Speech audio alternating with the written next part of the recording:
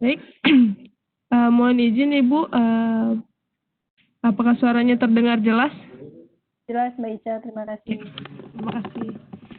Baik, Bismillahirrahmanirrahim. Assalamualaikum warahmatullahi wabarakatuh. Selamat siang untuk kita semua. Yang terhormat para narasumber sosialisasi bantuan dana penyelenggaraan PJJ, Bapak Hatma Suryatmojo dan Bapak Dedi Setiabudidaya. Yang kami hormati Subkoordinator Pembelajaran Khusus Koordinasi Pembelajaran Direktorat Pembelajaran dan Kemahasiswaan, Ibu Yulita Prioningsih. Yang kami hormati seluruh dari tim Direktorat Pembelajaran dan Kemahasiswaan, dan yang kami hormati juga Bapak Ibu peserta sosialisasi bantuan dana penyelenggaraan PJJ pada siang hari ini.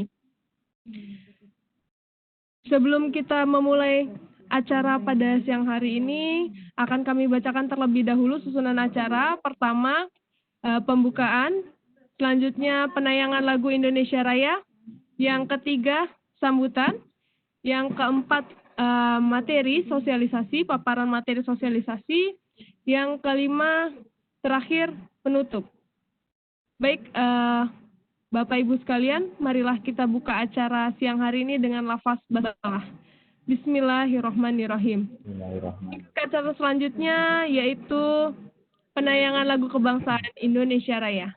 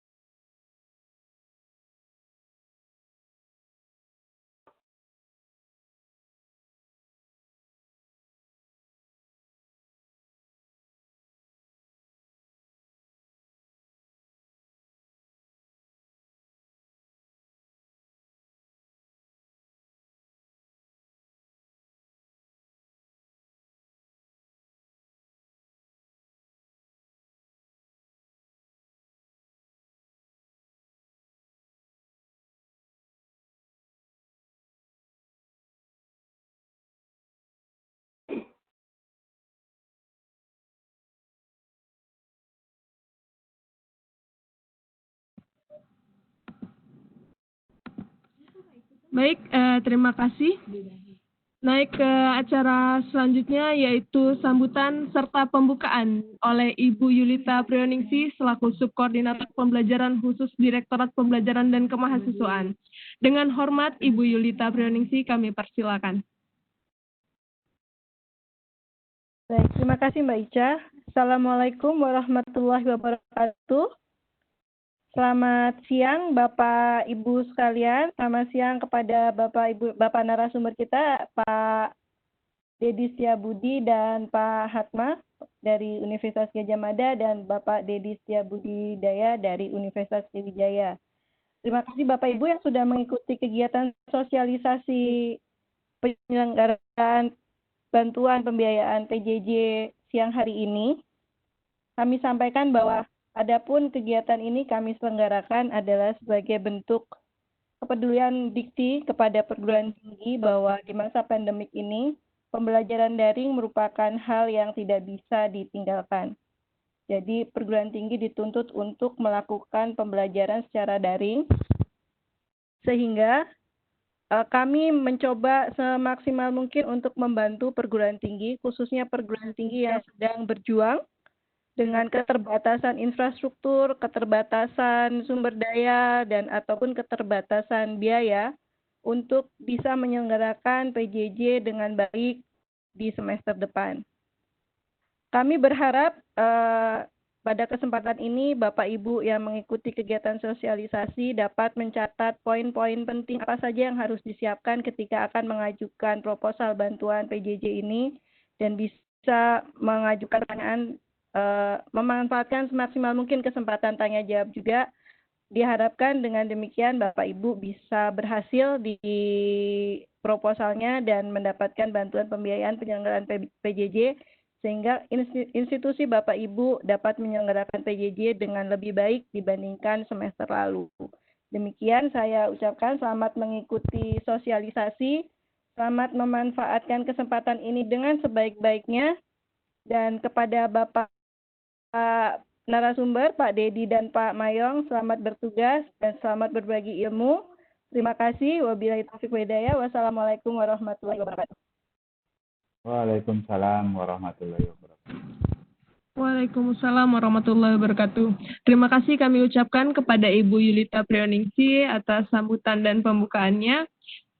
Tanpa menunggu lama lagi, akan masuk ke sesi inti kita, yaitu paparan dari Bapak Hatma Suryatmojo beserta Bapak Dedi Budidaya terkait sosialisasi bantuan dana hibah PJJ.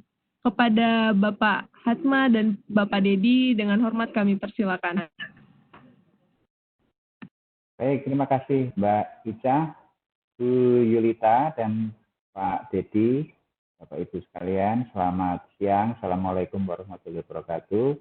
Waalaikumsalam warahmatullahi wabarakatuh. Ya, salam sejahtera untuk kita semua. Semoga kita pada kesempatan siang hari ini selalu dalam keadaan sehat walafiat di tengah pandemi COVID-19, dan ini luar biasa sekali. Yang hari ini kita diikuti oleh lebih dari 700 perwakilan dari perguruan tinggi. Ya, ini prodi juga perguruan tinggi di Indonesia. Saya kira ini antusiasmenya cukup tinggi nih Bu Lita. Padahal kita menyelenggarakan ini kan sosialisasinya kan 3 kali ya, hari ini dan besok Kamis. Maka kalau dilihat dari antusiasme yang bertambah terus, ini menjadi suatu hal yang menggembirakan untuk kita semua, yang ini bisa mengindikasikan bahwa sesungguhnya kita semua, ya, semua perguruan tinggi di Indonesia itu sedang bersemangat untuk menyiapkan semester daring besok, ya. Nah, Bapak Ibu, pada kesempatan siang hari ini saya dan Pak Dedi Setia Budidaya mendapat tugas dari Dikti melalui timnya Bu Lita untuk menyampaikan beberapa hal terkait rencana untuk hibah PJJ. Ya, saya kira hibah PJJ ini sudah tidak asing lagi untuk Bapak Ibu sekalian, tapi pada kesempatan kali ini karena ini terkait dengan kesiapan kita untuk menyongsong semester daring besok, maka ada beberapa hal seperti yang tadi disampaikan oleh Bu Lita, saya kira perlu untuk difasilitasi oleh pemerintah melalui Dirjen Dikti. Nah, Bapak Ibu sekalian, pada kesempatan siang hari ini saya akan mencoba menyampaikan terlebih dahulu, nanti kemudian akan diteruskan oleh Pak Dedi, kemudian setelah itu ada sesi diskusi yang nanti insya Allah akan kami dampingi bersama. Bapak Ibu sekalian silakan nanti beberapa hal mungkin terkait kejelasan informasi itu bisa ditanyakan pada kesempatan siang hari ini. Nah, Bapak Ibu, bagaimana yang sudah, sebelumnya saya yakin Bapak Ibu sekalian juga sudah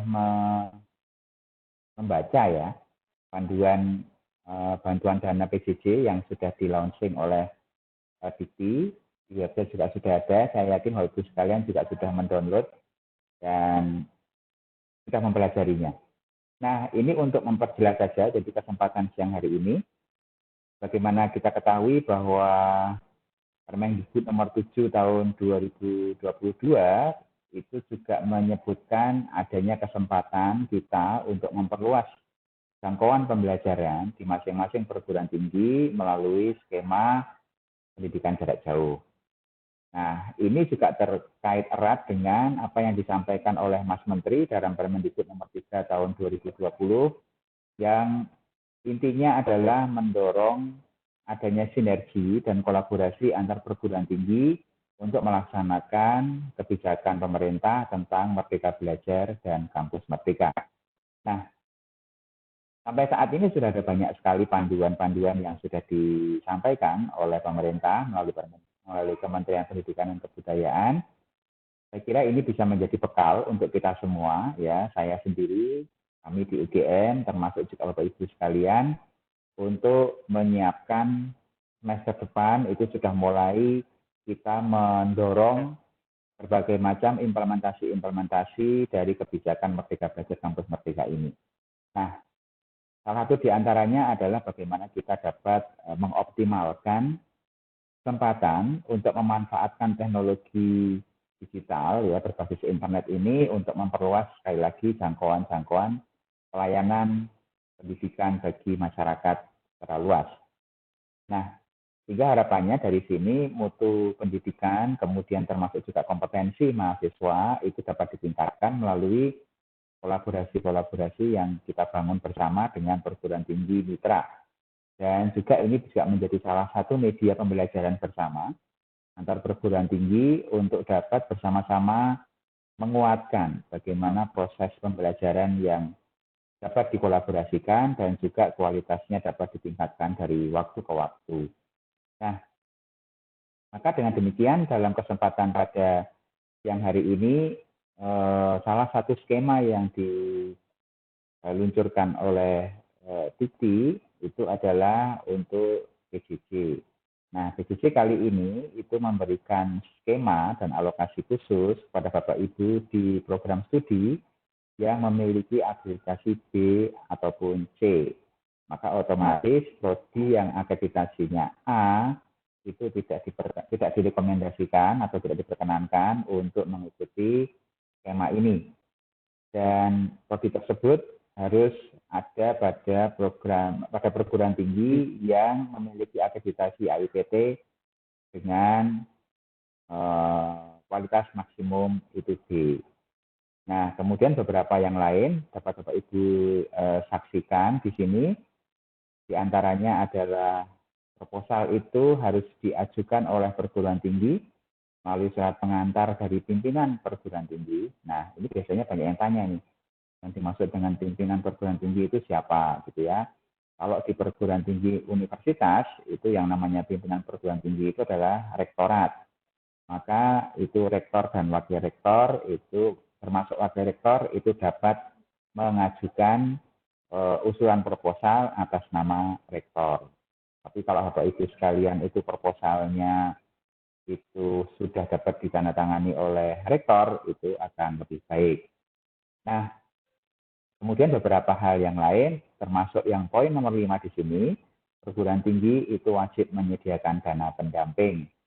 Nah, dana pendamping ini apa yang dimaksud? Jadi dana pendamping ini yang dimaksud adalah dana yang dipergunakan untuk mengakselerasi implementasi dari PJJ ini di prodi yang sudah ditentukan. Nah, posnya apa saja? Saya kira ini posnya tidak diatur dalam panduan ini. Itu misalnya dapat digunakan untuk mendukung aktivitas para pelaksana kegiatan, ataupun juga untuk menyiapkan infrastruktur yang diperlukan di dalam penyelenggaraan PJJ misalnya. Jadi silakan saja nanti didesain masing-masing, tapi yang jelas ini diprioritaskan ada kontribusi dari perguruan tinggi asal untuk dapat mengalokasikan dana pendamping. Nah, kemudian yang poin penting lagi adalah memiliki mitra kerjasama pendamping dari perguruan tinggi lain. Nah, kenapa mitra perguruan tinggi ini penting? Karena asumsi kami adalah bahwa ketika Bapak Ibu di program studi itu sudah memiliki mitra perguruan tinggi, maka mitra tersebut dapat menjadi mitra kolaborator di dalam implementasi PJJ ini. Maka nanti di dalam syarat-syaratnya dapat Bapak Ibu saksikan secara detailnya. Nah, ada dua skema yang menjadi inti di dalam hibah ini. Yang pertama adalah skema pengembangan dan yang kedua adalah skema inisiasi. Mohon Bapak Ibu sekalian di program studi dan di perguruan tinggi dapat mengidentifikasi kira-kira potensi untuk pengusulan proposal pada skema mana yang eligible atau layak dapat dikembangkan. Karena dua hal ini memiliki kondisi yang berbeda. Untuk skema pengembangan itu ada syarat ya. Yang pertama adalah telah memiliki kebijakan di tingkat perguruan tinggi terkait dengan implementasi PJJ. Maksudnya kebijakan itu misalnya paling tidak ada SK rektor atau ada SK direktur ya kalau untuk Poltek gitu ya. Dan kemudian juga telah memiliki panduan atau pedoman implementasi. Artinya untuk skema pengembangan itu lebih diprioritaskan bagi perguruan tinggi yang sudah melaksanakan atau sudah pernah mengimplementasikan PJJ ini. Ya. Nah, maka poin yang ketiga itu adalah komitmen yang ditandatangani oleh Ketua Program Studi untuk implementasi dan keberlanjutan pelaksanaan PJJ lintas prodi dan bersama perguruan tinggi mitra. Ya, jadi kalau yang poin ketiga ini nanti bisa sekaligus di dalam pengajuan proposal. Sementara harapan kami itu yang poin 1 dan 2 itu mestinya sudah dimiliki oleh perguruan tinggi dan prodi karena ini sudah terimplementasi. Nah, sementara bagi Bapak Ibu di program studi yang belum pernah mengimplementasikan PJJ, maka dapat mengusulkan skema inisiasi. Ya. Ini syaratnya ada 2. 1, komitmen dari pimpinan perguruan tinggi untuk menghasilkan kebijakan. Berarti apa? Berarti di dalam proses implementasinya nanti, Bapak Ibu di perguruan tinggi, di prodi dan perguruan tinggi itu wajib untuk bisa menghasilkan satu kebijakan dan peraturan tentang implementasi PJJ. Kemudian yang kedua adalah komitmen. Ini sama dengan yang pertama ya, komitmen terkait dengan implementasi dan keberlanjutan nanti. Nah, ini tadi sudah kami jelaskan ya. Yang pertama skemanya itu pengembangan berarti sudah melakukan PJJ. Kemudian yang inisiasi itu baru akan melaksanakan PJJ. Maka silakan Bapak Ibu sekalian di program studi dan perguruan tinggi untuk menentukan misalnya di perguruan tinggi, prodi mana yang akan dimandatkan untuk mengusulkan proposal implementasi PJJ berdasarkan kondisi dan potensi untuk implementasinya. Nah, saya kira ini mungkin kira saja ada beberapa manfaat yang dapat kita peroleh dari sini. Tapi sekali lagi, utamanya adalah kita mendorong satu atmosfer yang baik ya, di perguruan tinggi, utamanya di program studi yang dapat berdampak kepada seluruh sivitas akademika di dalam penyelenggaraan pembelajaran dan pendidikan di kampus masing-masing. Nah, maka pelibatan mitra potensial itu menjadi satu hal yang penting untuk dapat memotivasi, menginisiasi, dan atau mungkin memandu dalam hal implementasi PJJ ini.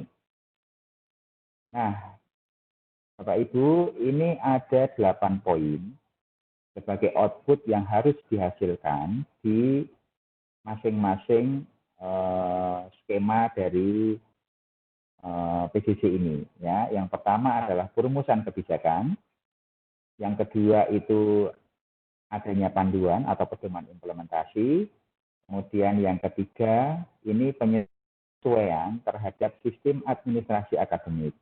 Ya, kaitannya apa? Kaitannya adalah untuk menunjang perolehan kredit lintas prodi di dalam PT maupun lintas perguruan tinggi. Ya. Jadi nanti di dalam proposal yang diusulkan, Bapak Ibu dapat mendorong pengembangan adanya sistem administrasi kredit dari lintas program studi di dalam perguruan tinggi dan juga kemungkinan untuk pengembangannya lintas perguruan tinggi. Nah, kemudian yang keempat, merancang proses pelaksanaan PJJ. Nanti seperti apa? Itu diantaranya adalah bagaimana kesiapan RPS dan instrumen-instrumen pendukungnya. Yang kelima, sistem manajemen pembelajaran. Ini LMS ini seperti yang kita ketahui saat ini sudah tersedia banyak sekali pilihan, termasuk jika Bapak Ibu ingin menggunakan LMS yang sudah disediakan oleh Dikti melalui SPADA. Saya kira itu nanti bisa menjadi satu alternatif jika di program studi Bapak Ibu sekalian belum memiliki learning management system. Kemudian yang lainnya adalah penyusunan prosedur operasional dan penyusunan RPS daring yang mendukung dari implementasi PJJ pada mata kuliah yang dimandatkan. Jadi sekali lagi, ini merupakan satu inisiasi untuk mendorong perguruan tinggi, di tingkat perguruan tinggi itu aware terhadap implementasi PJJ. Maka di dalam panduan yang Bapak Ibu sekalian sudah pelajari, ini hanya eligible untuk diusulkan satu prodi di dalam satu perguruan tinggi. Ya. Nah, kemudian yang terakhir, yang ke-8, itu adalah implementasi PJJ pada semester gasal 2020-2021. Berarti semester besok ini, ya, yang sering kita istilahkan sebagai semester daring. Nah, maka di dalam semester daring itu kan bersamaan ini dengan proses implementasi dari hibah PJJ ini. Jadi tidak masalah, karena nanti di dalam penjadwalan kami sudah atur bagaimana sebelum Bapak Ibu melaksanakan perkuliahan, itu beberapa instrumen-instrumen penting itu harus sudah diselesaikan. Nah, kemudian luaran umumnya itu apa?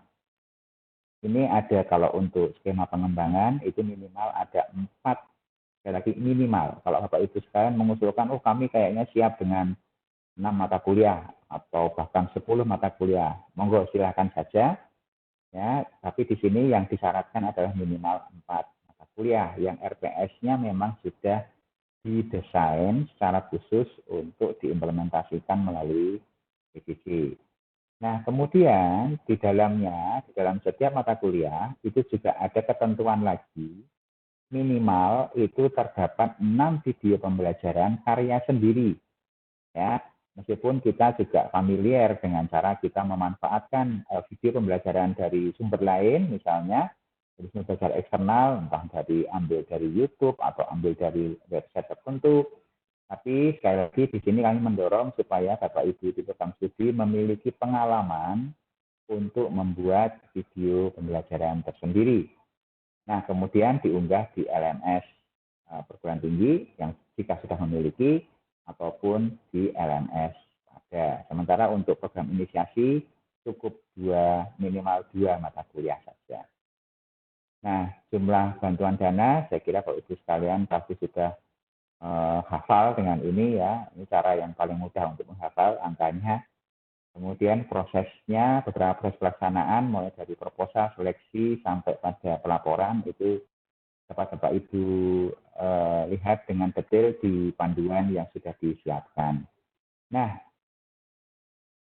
Bapak Ibu, ini bisa kita lihat bagaimana kita menyiapkan untuk pelaksanaan PJJ ini di semester gasal besok. Ya. Saat ini di minggu kedua itu kita melakukan sosialisasi, nanti harapannya akhir bulan Juli ini itu batas akhir Bapak Ibu sekalian untuk menyampaikan proposal usulannya. Ya. Kemudian nanti minggu pertama Agustus itu kita lakukan seleksi, minggu kedua pengumuman, kemudian sekaligus kontrak ya pada minggu yang bersamaan. Dan targetnya minggu ketiga Agustus itu kami akan melaksanakan bimbingan teknis untuk implementasi secara detail terhadap PJJ yang akan dikembangkan oleh Bapak Ibu sekalian. Nah, kemudian minggu keempat Agustus itu diharapkan mulai implementasi ya beberapa perguruan tinggi akan memulai semester gasalnya itu minggu terakhir di bulan Agustus, ada yang juga awal September ya. Maka monggo silahkan nanti disesuaikan untuk implementasinya, dan harapannya di awal bulan November ini pelaporan sudah dapat diterima. Jadi mungkin secara singkat itu ini yang dapat kami sampaikan Bapak Ibu sekalian. Sekali lagi mohon diperhatikan bahwa setiap perguruan tinggi itu hanya dapat mengajukan satu proposal dari satu program studi dalam satu jenis skema. Nah, maka Bapak Ibu sekalian, jika Bapak Ibu ini ada banyak di program studi, mohon dapat dikomunikasikan dengan baik dengan pimpinan perguruan tinggi terkait dengan pemandatan kepada prodi mana yang akan direkomendasikan untuk mengajukan usulan proposal PJJ ini. Ya, jadi jangan sampai nanti di level pimpinan perguruan tinggi itu kurang memahami sehingga ada banyak usulan proposal kemudian diajukan. Nah, itu saya kira nanti sayang, karena nanti di kami di Dikti itu akan ada proses seleksi administrasi, terutama terkait beberapa proposal-proposal yang lebih dari satu. Nah, jadi supaya proposal yang diajukan Bapak Ibu dari prodi dan perguruan tinggi itu tepat sasaran, mohon komunikasi awal ini dapat dilakukan dengan baik antara prodi yang memiliki inisiatif untuk mengembangkan dan kepada pimpinan dari perguruan tinggi itu. Nah, saya kira ini beberapa hal yang dapat Bapak Ibu sekalian temui di panduan. Ini beberapa dokumen yang diharapkan ada di dalam proposal ya. Misalnya surat pengantar dari pimpinan perguruan tinggi jelas tadi sudah ada, ini formatnya juga sudah ada. Kemudian MOU dengan perguruan tinggi mitra. Mohon diperhatikan Bapak Ibu sekalian, di sini kami tuliskan disarankan. Ya. Disarankan itu artinya Bapak Ibu jika sudah memiliki MOU dengan perguruan tinggi mitra, mohon dapat dilampirkan. Karena itu akan menjadi pertimbangan dari kami untuk bisa melihat bahwa perguruan tinggi Bapak Ibu sekalian memang sudah siap untuk melakukan kolaborasi dengan perguruan tinggi mitra di dalam implementasi program PJJ ini. Ya. Kemudian yang lainnya itu saya kira sudah ada di panduan semua, Bapak Ibu bisa melihat. Nah, kemudian proposal itu kami harapkan diterima pada tanggal 31 Juli 2020 pukul 23.59. Jadi mohon dipastikan ini beberapa hal penting di dalam panduan yang perlu Bapak Ibu sekalian ikuti. Karena biasanya Bu Rita dan kawan-kawan ini menerima proposal jumlahnya ratusan, sehingga cara seleksi yang paling mudah itu adalah dengan melihat kepatuhan terhadap panduan dulu ya sebelum masuk ke konten. Sehingga mohon dipastikan lagi, dicermati lagi setiap panduan itu mohon dapat diikuti dengan baik. Nah, sehingga nanti beberapa akan diumumkan langsung melalui hasil seleksi, ya, kemudian langsung dilakukan kontrak dan proses selanjutnya. Karena kita mengejar supaya ketika Bapak Ibu di prodi itu mau melaksanakan implementasi PJJ ini di semester gagal besok, itu sudah ada kesiapan-kesiapan yang dilakukan sejak awal, ya, sehingga kesiapan itu tidak dilakukan ketika proses pembelajaran semester itu sudah dilakukan. Tapi ada hal penting di awal yang itu harusnya sudah bisa kita siapkan, sehingga ketika implementasi itu lebih mudah untuk dilanjutkan. Sehingga harapannya nanti di akhir kontrak itu Bapak Ibu memiliki satu model implementasi PJJ yang ini nanti dapat dilanjutkan implementasinya pada semester-semester mendatang. Mungkin itu dari saya sementara. Monggo Pak Dedi, jika ada hal lain penting yang mungkin perlu ditambahkan, saya kira saya siap untuk mengawal di sini. Ya. Silakan Pak Terima kasih Dedi. Pak Mayong. Yes. Saya ingin memaparkan langkah-langkah pengajuan proposal kalau diizinkan. Ya, saya ganti dulu ya Pak ya. Ya, Pak. Siap. Silakan Pak Dedi.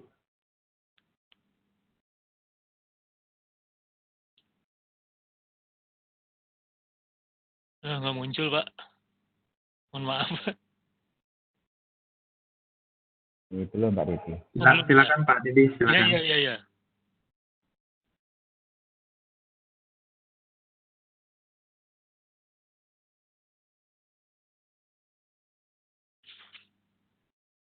Selamat siang Bapak Ibu sekalian. Kelihatan ya apa yang ditampilkan oleh saya, Pak, Bapak Ibu? Ya, oke Pak Dedi. Ya, ini adalah langkah pengajuan proposal bantuan dana penyelenggaraan PJJ tahun 2020. Jadi pertama-tama Bapak Ibu harus membuat akun di laman Spada. Kemudian daftar, kalau bagi yang belum daftar, setelah itu isi di sini, ya, daftar hibah. Kemudian klik tambah di sini, kemudian Bapak Ibu harus mengisi mata kuliah. Tadi yang disebutkan oleh Pak Mayong, untuk pengembangan itu ada 4 mata kuliah, sedangkan untuk inisiasi ada 2 mata kuliah. Seperti itu. Kemudian kalau ada masalah mungkin Bapak Ibu bisa menghubungi Pak Agus Sumantri. Mungkin itu aja Pak Mayong dari saya. Terima kasih. Ya, terima kasih Pak Dedi. Sepertinya kan di panduan sudah cukup lengkap ya Pak Dedi. Iya, sangat Saya kira lengkap. kalau Bapak Ibu di prodi menyimak dengan teliti, saya kira semuanya sudah step by step-nya sudah lebih dari cukup. Sekali lagi mohon agar setiap tahapan langkah itu dapat diikuti supaya nanti tidak terjadi kesalahan administrasi ya Pak Dedi ya. Betul. Oke. Ini mungkin setelah ini dibuka diskusi ya Pak Dedi ya? Iya Pak. Baik. Iya. Baik. Mas Agus atau Mbak Ica? Ya, terima kasih Pak Mayong, Pak Dedi. Baik, Bapak Ibu, selanjutnya kita akan buka sesi tanya jawab. Silakan Bapak Ibu memanfaatkan kesempatan ini untuk bertanya sampai jelas. Jadi ini ada beberapa pertanyaan yang sudah sempat saya baca sekilas nih Pak Mayong dan Pak Dedi. Yang pertama terkait dengan mitra. Kalau untuk perguruan tinggi, mitranya itu seperti apa Pak nanti? Terkait mitra. Iya. Oh ya. Jadi begini, untuk kemitraan itu kan sebenarnya tergantung dari kebijakan masing-masing perguruan tinggi. Saya ambil contoh misalnya kalau di perguruan tinggi BUMN seperti UGM, itu kemitraan itu kan harus tersentralistik di universitas. Sehingga kalau ada MOU kemitraan itu biasanya harus rektor dengan rektor. Tapi sekali lagi Bapak Ibu sekalian, mohon dipastikan bahwa kebutuhan kami adalah Bapak Ibu memiliki mitra yang dapat diajak untuk berkolaborasi dan ikut menginisiasi ataupun memotivasi pengembangan implementasi PJJ di prodi masing-masing. Sehingga kalau hemat kami, jika Bapak Ibu mampu untuk melaksanakan kemitraan dengan perguruan tinggi mitra, tapi levelnya antar prodi saja, saya kira itu sudah cukup. Tapi sekali lagi mohon dipastikan bahwa kemitraan atau MOU yang dibangun itu sudah sesuai dengan prosedur di perguruan tinggi masing-masing. Karena kalau kami misalnya di UGM itu sudah tidak bisa lagi kemitraan itu dilakukan oleh antar unit terkecil di dalam institusi, itu harus di level universitas. Tapi kebijakan dari masing-masing itu saya kira dapat menjadi bahan pertimbangan. Jadi supaya intinya tidak menyulitkan ya Bu Lita, karena di sini kebutuhan kita adalah Bapak Ibu memiliki kesempatan untuk mengembangkan, tapi dalam pengembangannya itu bersama dengan kolaborator-kolaborator yang harapannya sudah memiliki pengalaman lebih banyak di dalam implementasi PJJ.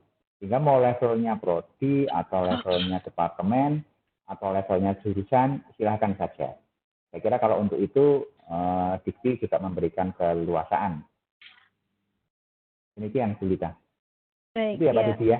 Iya, Pak ya Didi, betul. ada yang ingin menambahkan? Ya, mungkin ini kesempatan bagi perguruan-perguruan tinggi yang pernah mengikuti program PT ASUH. Biasanya mereka sudah punya MOU, Bu Yulita. Jadi apakah itu bisa dimanfaatkan dan sah gitu untuk dimanfaatkan untuk kegiatan ini? Karena biasanya MOU ini bidang pendidikan, penelitian, dan pengabdian. Baik.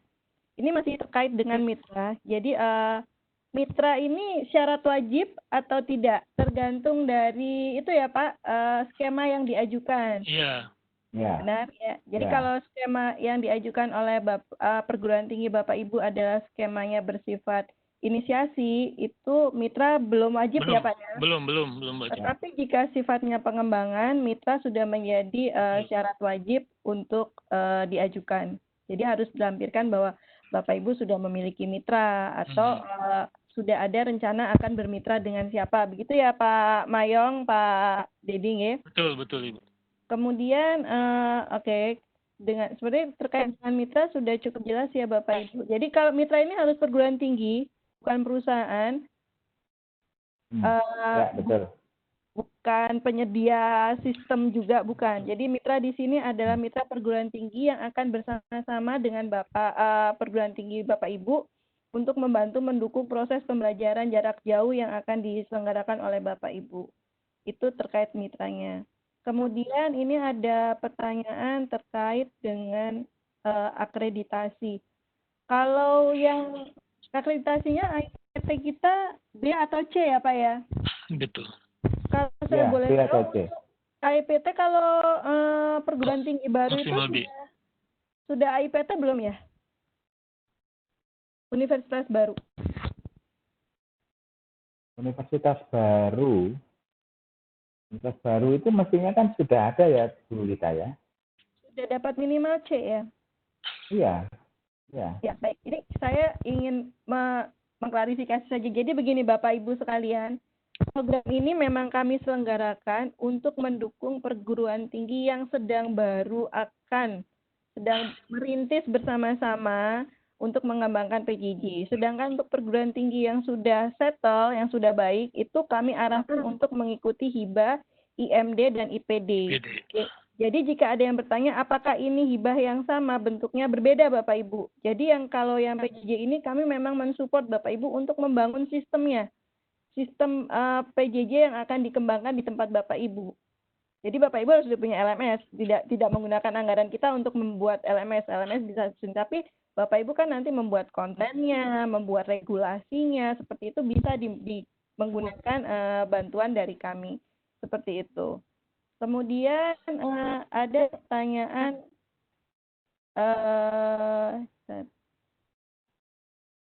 untuk vokasi diploma, mohon maaf kami belum bisa membantu Bapak Ibu dari program studi vokasi karena setahu saya saat ini dari Dirjen Vokasi juga sedang menyiapkan menyiapkan program yang sama. Jadi untuk PJJ vokasi akan difasilitasi oleh Dirjen Vokasi Bapak Ibu sekalian. Untuk kesehatan ya. Ini ada pertanyaan terkait untuk prodi kesehatan. Kalau prodi kesehatan bagaimana Pak Mayong? Bisa ya? Ya, jadi begini. Sebenarnya kan ujung-ujungnya dari program ini itu kan adalah untuk mendukung implementasi kebijakan dari pemerintah tentang Merdeka Belajar Kampus Merdeka. Nah, sebagaimana yang sudah kita ketahui bersama bahwa implementasi dari kebijakan tersebut itu memang ada dikecualikan ya, ada kesempatan dikecualikan bagi prodi-prodi yang menyelenggarakan kompetensi di bidang kesehatan. Tapi jika Bapak Ibu itu berencana untuk mengembangkan PJJ ini karena ada nilai lebihnya, misalnya dengan punya mitra, maka penyelenggaraan pendidikan di prodi asal itu diharapkan dapat meningkat kualitasnya. Itu saya kira kita tidak boleh menghalangi ya Bu Lita ya. Jadi tetap aja dipersilahkan, tapi sekali lagi mohon juga menjadi pertimbangan bahwa rasional dari program ini itu adalah untuk mendukung kebijakan dari Merdeka Belajar Kampus Merdeka. Saya kira itu Bu Lita. Ya, baik. Terima kasih Pak Mayong. Ini ada pertanyaan Pak, apakah ada syarat jumlah mahasiswa dalam PJJ-nya? Tidak ada ya. Tidak ada ya. Oh ya, sekali lagi ini tadi yang disampaikan Bu Lita, mohon juga di Bapak Ibu sekalian memahami bahwa sebenarnya inti dari Dikti menyelenggarakan program ini itu adalah mendorong dari perguruan tinggi, termasuk di dalamnya adalah prodi, untuk menyiapkan menyiapkan mulai dari kebijakan sampai instrumen implementasinya. Harapannya kalau ini sudah siap di masing-masing perguruan tinggi, maka pengembangan untuk implementasi di situ akan lebih mudah. Karena biasanya kan kesulitannya kan di situ. Ketika kita akan menyelenggarakan satu kegiatan, satu program, misalnya melibatkan dengan mitra, itu biasanya kan nyari ini cantolannya apa. Tidak ada peraturan rektornya, tidak ada SK rektornya, dan lain sebagainya. Maka justru poin utamanya itu adalah di situ, menyiapkan dari setiap perguruan tinggi untuk memiliki satu instrumen dari kebijakan sampai pada instrumen yang dapat mendukung implementasi PJJ. Kenapa tadi ada persyaratan 4 mata kuliah dan minimal 2 mata kuliah? Itu lebih pada sebagai upaya untuk Bapak Ibu mengimplementasikan dari kebijakan yang sudah dilahirkan. Jadi di situ poin pentingnya ya, Bu Lita ya, Pak Dedi. Baik, Pak, ini ada pertanyaan. Apa perbedaan untuk skema inisiasi dan pengembangan? Monggo Pak, jadi saya kira tadi sudah kita jelaskan ya. Ya tadi Pak Mayong sudah sangat jelas. Jadi mungkin saya coba mengulang lagi Pak Mayong. Jadi kalau yang pengembangan tadi kebijakan tingkat perguruan tingginya itu sudah ada. Kemudian juga panduan tingkat prodinya sudah ada. Kalau yang inisiasi belum ada sama sekali gitu Pak Mayong ya? Ya betul sekali Pak Dedi, terima kasih. Baik, oke, pertanyaan berikutnya adalah mohon info, kalau sudah ada LMS yang digunakan di universitas, namun di program studi belum ada bentuk komitmen yang ditandatangani, bisa ikut skema inisiasi atau masuk di pengembangan? Gimana tadi, Bu Lita? Maaf. Pertanyaannya, kampusnya sudah punya LMS, namun di prodi belum ada komitmen yang ditandatangani. Apakah bisa ikut skema inisiasi? Oh, ikutnya inisiasi saja ya? Kalau kayak gitu ikutnya inisiasi saja? Ya. Level prodinya, baik. Oke, selanjutnya, selamat siang Bapak dan Ibu, hanya ingin memvalidasi, berarti institusi yang belum akreditasi belum bisa mengikuti program ini ya Bapak Ibu. Institusi itu begitu berdiri otomatis dapat minimal nggak sih Bapak Ibu? Tadi pertanyaan saya seperti itu. Intinya gini Bapak Ibu, kami mencoba membantu yang sedang membangun sekarang, merintis bersama. Jadi karena kami berasumsi bahwa semuanya otomatis mendapatkan akreditasi minimal ya Pak ya. Ya. Jadi akreditasi minimal silakan bergabung, silakan mengusulkan proposalnya. Kita akan seobjektif mungkin terhadap proposal Bapak Ibu nanti ketika melakukan seleksi. Karena memang bantuan ini kita berikan untuk mendukung perguruan tinggi yang sedang merintis, yang sedang berjuang. Tadi sempat ada yang bertanya, Bu, saya prodinya B, tapi kampus saya IPT-nya A. Kalau Bapak Ibu dari kampus perguruan tinggi yang IPT-nya A, berarti secara manajemen sudah baik Bapak Ibu. Sudah bisa membantu prodi Bapak Ibu. Sedangkan ini yang kita bantu adalah prodi perguruan tinggi yang mungkin mengalami kendala untuk membantu prodi-prodi di bawahnya. Kemudian ada yang bertanya berarti ada satu PT hanya satu prodi Bu, sedangkan di PT banyak prodi. Ada yang bilang gitu. Bapak Ibu, karena kami mencoba memberikan kesempatan ke banyak perguruan tinggi sebanyak mungkin. Jadi memang kami sengaja membatasi satu PT, satu prodi Bapak Ibu. dengan harapan akan banyak perguruan tinggi yang akan mendapat manfaat dari program kami. Begitu. Semoga cukup jelas ya, Bapak Ibu. Ya, maka tadi kan juga sudah kami pesankan ya, Bu Wita, mohon dapat dikomunikasikan dengan baik, internal di prodi, disepakati bersama, kemudian dikomunikasikan dengan pimpinan perguruan tinggi. Jangan sampai nanti Pak Rektornya bingung, loh ini proposal kok ada 10 ini. Nanti malah sama Bu Wita nanti dicoret semua kan malah. Gitu. Tinggal ini, bagaimana kalau perguruan tinggi masih dalam proses pengajuan reakreditasi? Kalau dalam proses pengajuan reakreditasi, berarti kan sudah memiliki akreditasi sebelumnya. Nggak apa-apa, Pak. Kirim aja. Ya. Kita terbuka untuk semuanya. Oh ini ya Pak, berarti ini benar Pak Mayong, kalau akreditasi Prodi C tapi akreditasi kampus belum ada, apa bisa mengajukan proposal untuk PJJ? Kami buka aja Pak, nggak apa-apa untuk yang belum akreditasi, karena memang sifat dari awal komitmen kita adalah untuk membantu yang sedang merintis. Silakan. Ya, Mbak Lita, menambahkan sedikit, di panduan itu bunyinya maksimal. Iya, maksimal. Dan maksimalnya Pak, jadi kalau belum juga nggak apa-apa. Kemudian untuk panduan ada bertanya, Bapak Ibu panduan ada di mana? Semua panduan kita ada di website Dikti, Bapak Ibu bisa cek di website kita atau bisa cek di Spada. Jadi saat ini untuk pembelajaran daring, semua informasi terkait kegiatan yang berkaitan dengan daring semuanya ada di website Spada, Bapak Ibu. Silakan cek di spada.kemdikbud.go.id. Termasuk juga materi untuk hari ini. Jadi poin kita ya Pak Mayong, Pak Dedi, bahwa untuk hibah ini, untuk yang sifatnya pengembangan harus sudah mempunyai proyeksi mitranya siapa yang akan diajak kerjasama. Nanti bentuk MOU-nya seperti apa? Tadi kayaknya sudah disampaikan oleh Pak Mayong juga, bisa diskusi internal antar dosennya gitu ya Pak Mayong ya? Atau bisa dielaborat lagi Pak untuk bentuk MOU-nya, bentuk kerjasamanya seperti apa, jadi biar lebih jelas gitu Pak.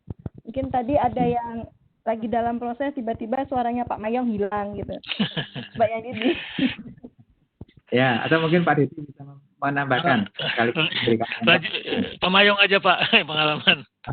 Oh iya, jadi ini Bu Lita, Bapak Ibu sekalian, sekali lagi kenapa kok kami merekomendasikan Bapak Ibu sekalian itu untuk memiliki mitra? Karena tadi asumsi yang kami bangun adalah dengan kemitraan itu, maka mereka bisa menjadi kolaborator di dalam implementasi PJJ dan juga menjadi tempat untuk belajar. Ya, maka tadi mohon dipastikan lagi di panduan, dibaca lagi, itu sudah ada mitranya itu harus yang seperti apa, itu sudah ada tadi. Kami kita sudah share. Nah, levelnya seperti apa? Levelnya kalau tadi semangat yang disampaikan oleh Bu Lita bahwa kita berusaha untuk tidak mempersulit, tapi juga ini jangan diperumit, kan gitu ya Pak Dedi? Ya, betul. Maka dimudahkan saja kalau Bapak Ibu bisa di perguruan tinggi masing-masing itu ada kebijakan untuk membolehkan kerjasama antar prodi itu dilakukan. Jadi nanti MOU-nya itu antar kaprodi itu diperbolehkan oleh perguruan tinggi, silahkan. Tapi kalau itu tidak, ya silahkan mengikuti aturan yang ada di dalamnya.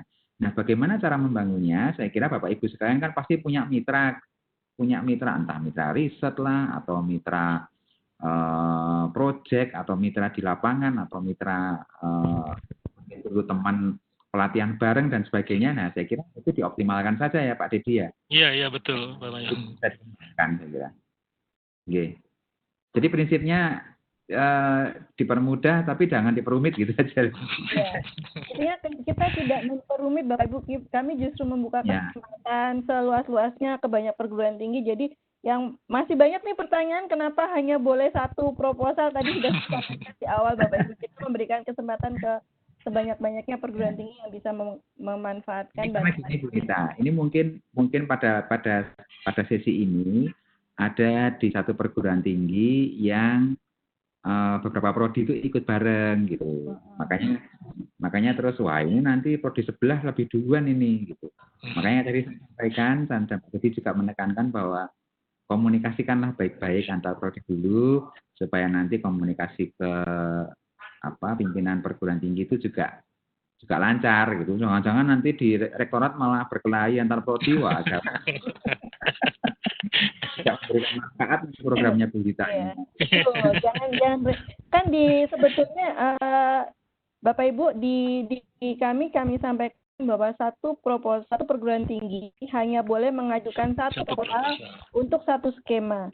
Misalnya Bapak Ibu mengajukan skema inisiasi. Tadi dijelaskan bahwa untuk skema inisiasi harus menyiapkan ada berapa mata kuliah Pak Mayong? 2 ya. Nah, dari 2 itu sebetulnya bisa dari program studi yang berbeda asal penanggung jawabnya satu prodi. Bisa saja dibuat sekreatif mungkin bagaimana kolaborasi di antar prodi dalam perguruan tinggi tersebut. Kita terbuka. Jadi memang karena output kami sendiri untuk program ini adalah program studi, bukan perguruan tinggi. Jadi kami berikan kesempatan silakan misalnya prodi manajemen bisa bekerja sama dengan akuntansi atau bisa bekerja sama dengan prodi yang kira-kira hampir sama gitu atau rumputnya hampir sama gitu atau mau ditambah dengan kerjasama dengan komunikasi silahkan di dalam satu itu tapi nanti penanggung jawabnya bisa di prodi manajemennya seperti itu Bapak Ibu. Jadi kolaborasinya tetap ada. Jadi tidak jalan sendiri-sendiri prodinya karena kita berikan dua mata kuliah untuk inisiasi. Apalagi untuk yang skema pengembangan. Skema pengembangan kita mensyaratkan ada 4 ya Pak Mayong ya. Iya. Ada 4. Jadi silahkan dimasukkan dari prodi mana saja digabungkan jadi satu di bawah tanggung jawab prodi tersebut, satu prodi. Begitu ya Bapak Ibu. Ya, termasuk ini Bu Lita, tadi mungkin kurang begitu kami tekankan dan Pak Dedi juga, peluang untuk pengembangan lintas disiplin itu saya kira juga menarik ya. Jadi kalau Bu Lita sudah memberikan contoh manajemen dengan akuntansi, itu kenapa kok tidak sekalian misalnya teknik dengan disiplin misalnya kan gitu, itu juga kan ya. Ya, jadi semangat kampus merdeka itu juga dapat Bapak Ibu. Betul. Bapak Ibu mengajukan seperti itu. Kemudian terkait pengajuan proposal hibah ini, misal pada skema inisiasi kan ada 2 mata kuliah minimal. Apakah proposal yang dibuat satu proposal 1 mata kuliah saja atau satu proposal sudah include 2 mata kuliah sekaligus? Kemudian untuk pendanaannya juga. Silahkan Pak Dedi untuk pertanyaan ini. Yang untuk inisiasi ya Bu ya? 2 mata kuliah ya? Inisiasi. 2 mata kuliah Bu? Ya, jadi inisiasi 2 mata kuliah minimal. Betul. Apakah proposal yang dibuat itu satu proposal 1 mata kuliah atau satu proposal sudah include 2 mata kuliah? Satu proposal include 2 mata kuliah Ibu. Jadi pendanaannya juga sudah include semuanya Iya, Bapak? semuanya situ Ibu, betul. Ya, mudah-mudahan cukup jelas ya Bapak Ibu jawaban untuk yang terkait proposalnya. Kemudian berikutnya dari Bapak Budi Poniam, apakah mitra PT harus memiliki akreditasi tertentu? Kalau mitra PT sama-sama mengajukan bantuan ini, sama-sama sedang mengembangkan, apakah diperbolehkan? Karena mencari mitra PT yang sudah mahir PJJ dan terjadi dalam waktu singkat itu tidaklah mudah. Monggo Pak Mayong. Ya, sebenarnya yang kami harapkan untuk skema pengembangan, ini juga teman-teman banyak yang tanya juga ke saya, Japri. Sebenarnya untuk skema pengembangan itu kami lebih merekomendasikan yang sudah existing memiliki MOU. Karena tadi yang kami sampaikan bahwa asumsinya adalah skema pengembangan itu berarti Bapak Ibu sudah melaksanakan PJJ lintas perguruan tinggi misalnya begitu. Nah kalau perguruan tinggi berarti kan harus diintegrasi oleh adanya MOU. Nah maka kalau antar perguruan tinggi itu sebaiknya memang diprioritaskan yang sudah memiliki. Jadi ada yang boleh nggak kalau misalnya dalam waktu setengah bulan ini kami membuat MOU dengan perguruan tinggi lain, nah berarti kan itu belum ada skema implementasinya kan gitu. Maka lebih baik kalau seperti itu malah kami menyarankan mendingan ikut yang inisiasi saja, yang nanti di akhir dari program itu ada output berupa nama-nama perguruan tinggi yang dapat dicalonkan sebagai mitra strategis ya Pak Dedi. Betul Ibu. Oke, saya kira gitu aja, dibikin simpel saja Bapak Ibu sekalian. Jadi supaya tidak effortnya, wah saya mau ngejar yang pengembangan, tapi apa namanya aktivitas dan bukti pendukungnya belum kuat kan malah nanti sayang di penilaian. Ya, sepakat Pak Mayong. Kemudian ada pertanyaan terkait LMS yang digunakan. Bapak Ibu, kita tidak membatasi jenis LMS yang digunakan oleh perguruan tinggi. Jadi bisa menggunakan Moodle, silakan menggunakan Google Classroom, silakan menggunakan platform yang lain, kami persilahkan, tidak ada masalah. Silakan digunakan mana yang familiar untuk Bapak Ibu. Kemudian perguruan tinggi wajib menyediakan dana pendamping dan berapa? Ini terkait dana pendamping, Pak Mayong, bisa dibantu Pak? Ya. Perguruan tinggi wajib menyediakan dana pendamping dan berapa besarannya? Ya, kemarin sebenarnya di timnya Bulita juga sudah mendesain kira-kira gini kita perlu pakai batasan enggak dana pendamping. Terus akhirnya diputuskan sudah besaran dana pendamping itu tidak ada ketentuannya. Tapi yang dibutuhkan adalah dana pendamping itu sebenarnya bagi Dikti itu menjadi indikator untuk kepedulian dan awareness dari pimpinan perguruan tinggi.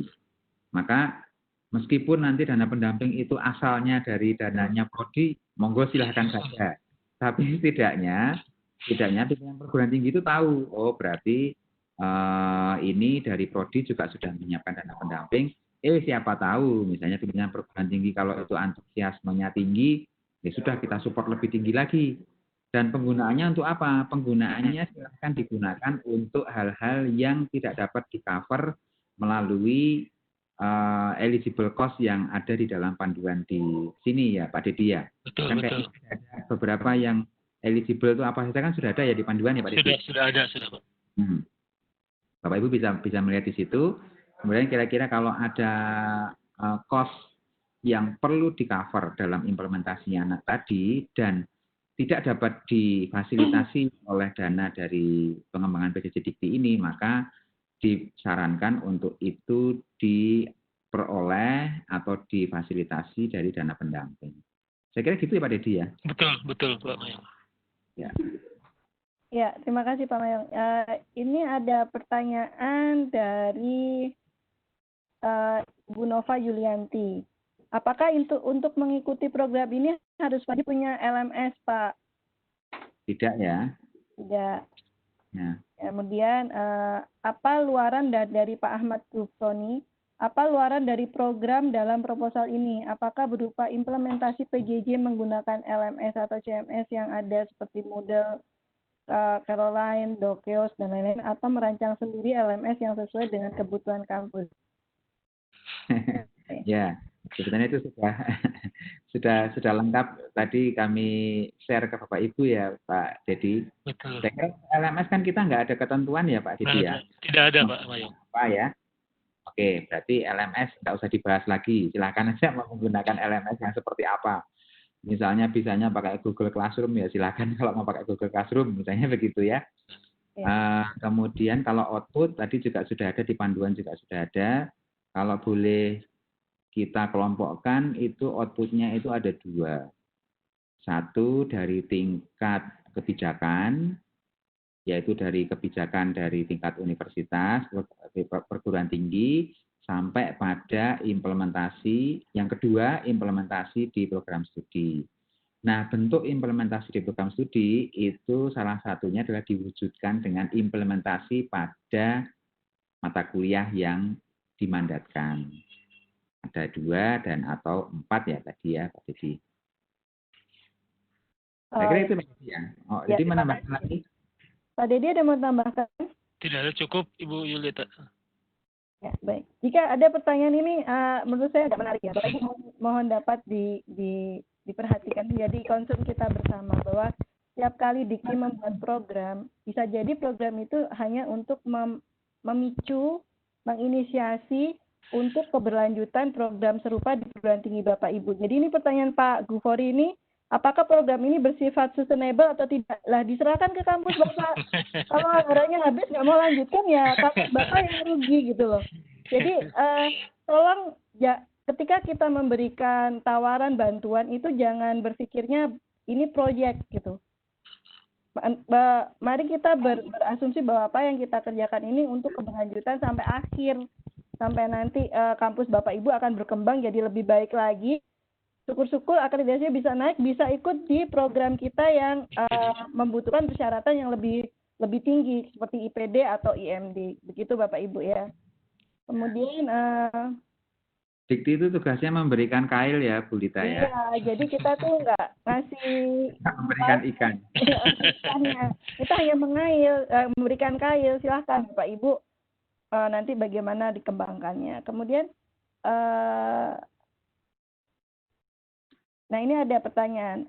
Apakah LMS yang dipakai harus milik sendiri? LMS-nya bisa apa saja Bapak Ibu. Silahkan, tadi sudah dijelaskan oleh Pak Mayong terkait LMS. Tadi disampaikan terkait aplikasi di kampus sendiri karena untuk pembangunan LMS sendiri mungkin butuh waktu untuk mengejar semester depan. Apakah bisa berjalan berbarengan? Bisa Bapak Ibu, silahkan dikembangkan. Bu Yulita mohon izin bertanya, jika untuk pengembangan 4 mata kuliah yang sama, salah satu misalnya kewirausahaan ini diikuti fakultas atau prodi lainnya boleh? Boleh Bapak Ibu, silakan bekerja sama. Tadi kita menggunakan konsep kolaborasi, kita menggunakan konsep roh jiwanya kampus Merdeka ya Pak Mayong ya. Jadi silakan untuk berkolaborasi lintas prodi. Jadi bukan persaingan yang ingin kita bangun tuh, bukan persaingan antar prodi dalam kampus Bapak Ibu, tapi kolaborasi di kampus Bapak Ibu. Apakah bisa universitas swasta mengikuti kegiatan ini? Bisa banget Bapak Ibu, silahkan. Kita tidak pernah membagi antara PTN dan PTS. Silahkan. Kemana diusulkan Ibu? Tadi sudah dijelaskan oleh Pak Dedi, mengusulkannya di mana? Silahkan Bapak Ibu masuk ke Sepada. Informasi semuanya ada di Sepada. Ada pilihan menu hibah. Mungkin nanti di akhir sebelum kita tutup, Mas Agus akan bantu untuk menunjukkan step by step-nya ya Mas Agus. Bisa minta tolong nanti di-share, jadi agar Bapak Ibu lebih jelas nanti memasukkan proposalnya bagaimana. Awal kuliah kami 10 September 2020-2021, mungkin nggak ya? Mungkin aja Pak, dikembangkan dari sekarang. Ternyata, karena sekarang gini Pak, kita tidak bisa menghindari daring sebenarnya. Dengan surat keputusan bersama 4 menteri, dengan surat edaran yang diterbitkan oleh Dirjen Dikti, kemudian dengan kita sudah mengeluarkan panduan penyelenggaraan pendidikan daring untuk semester ini, itu sudah mengarahkan cukup jelas bahwa tadi disampaikan oleh Pak Mayong bahwa semester depan itu semester daring. Jadi sebetulnya hibah ini sifatnya ya sebagai bonus tambahan untuk Bapak Ibu mengembangkan gitu. Tapi tanpa hibah ini pun Bapak Ibu tetap harus menjalankan itu gitu.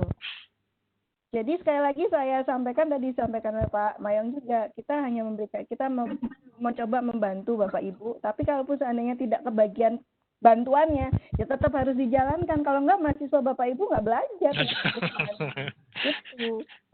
Yes. Baik. Apakah mitranya boleh universitas dari luar negeri? Khususnya untuk prodi bahasa dan kebudayaan asing. Wah, itu canggih. Itu keren. Ini saya ada juga mau belajar kalau itu ya Pak Didi.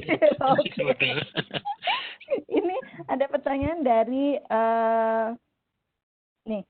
dari Pak Nyoto Suseno. Untuk pengembangan minimal 4 mata kuliah dan untuk inisiasi 2 mata kuliah itu minimal ya.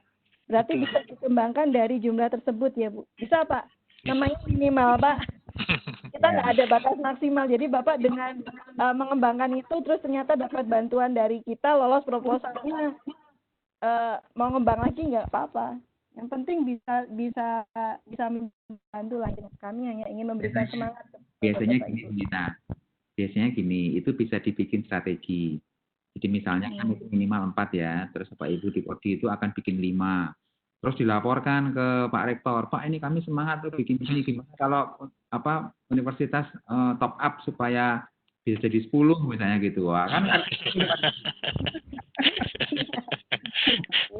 Jadi bisa nih Pak, jadi dapat apresiasi dari Dikti nih Pak. Kita jadi Nanti kampusnya tambah nyemangati, oh ya tak kasih dana pendamping 10 miliar, alhamdulillah tuh gitu. Sekali lagi ya Bapak Ibu, jika pertanyaannya terkait jika IPT kampusnya itu sudah A, silahkan mengikuti di IPD dan IPMD. Jadi saat ini kita memang membantu yang sedang merintis gitu ya. Oke, kemudian satu PT boleh ajuin satu prodi saja ya? Iya, satu PT, satu prodi, satu proposal, satu skema. Jadi intinya ketika Bapak Ibu menginput pada misalnya universitas entahlah gitu, tiba-tiba munculnya 5, langsung dicoret Pak itu 5-5-nya. Jadi Pak hanya satu, ada universitas entahlah, hanya ada satu nama yang muncul di kami. Karena kalau kami pilih salah satu akan tidak adil untuk prodi yang lainnya. Makanya proses seleksi sudah dilaksanakan di level perguruan tinggi Bapak Ibu sekalian. Yang sudah terseleksi di level perguruan tinggi itulah yang dikirim ke kami. Gitu Bapak Ibu. Ini ada pertanyaan dari Pak Badar Said. Kami sudah punya MOU dengan PT lain, tapi isinya masih general kerjasama tentang pelaksanaan tridharma perguruan tinggi, bukan spesifik tentang PJJ. Apa bisa dipakai? Enggak Pak Mayong.